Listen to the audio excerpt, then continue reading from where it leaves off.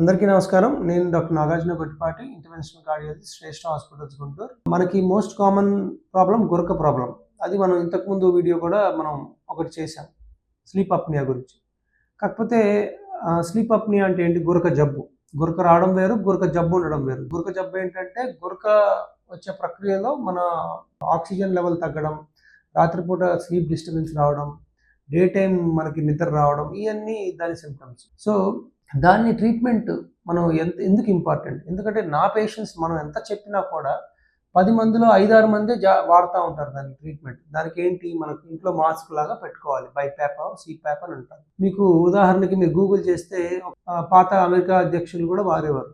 ఎందుకంటే అంత ఇంపార్టెంట్. ఇప్పుడు మనకి అమెరికా అధ్యక్షులు అన్న వాళ్ళు మనకి సిప్యాప్ వాడుతున్నారంటే అవసరం లేకుండా వాడరు కదా. సో దాని ముఖ్య ఉద్దేశం మీరు తెలుసుకొని కంపల్సరీ మీరు దాని ట్రీట్మెంట్ వాడితే మీకు మిగతా అవయవాలు అది ఎఫెక్ట్ పడకుండా, హార్ట్ కానీ లంగ్స్ కానీ ఎఫెక్ట్ అవ్వకుండా, ఆయాసం కూడా రాకుండా ఉంటుంది. ఎక్కువ గురక జబ్బు వచ్చేది ఎవరికంటే అధిక ఉబకాయం ఉండే వాళ్ళకి. అది ఫస్ట్ వెయిట్ లాస్ అవ్వాలి.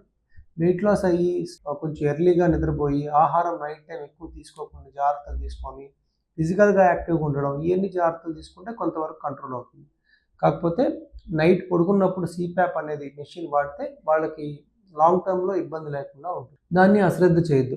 ఏముందిలే ఇబ్బంది ఉండదు అనుకుంటే మనకి మల్టిపుల్ ప్రాబ్లమ్స్. స్లీప్ అప్నియాతో బీపీ కంట్రోల్ అవ్వదు, షుగర్ వస్తుంది, హార్ట్ ప్రాబ్లమ్స్ వస్తాయి, స్ట్రోక్స్ వస్తాయి, ఆయాసం వస్తుంది, లంగ్ ప్రాబ్లం వస్తుంది, నైట్ అంతా మీకు యూరిన్ లెవెల్స్ వస్తుంది, డే టైం అంతా కాన్సన్ట్రేట్ చేయలేరు, రోజంతా టైర్డ్గా ఉంటుంది, అలసత్వం ఉంటుంది, మల్టిపుల్. ఇంకా మీరు 15-20 సిమ్టమ్స్. ఈ మోస్ట్ కామన్ ఎఫెక్ట్స్ మనం డిస్కస్ చేసుకుని, ఇది అస్సలు అశ్రద్ధ చేయదు. అది స్లో పాయిజన్ లాగా మీ హెల్త్ని అంతా పాడు చేస్తుంది.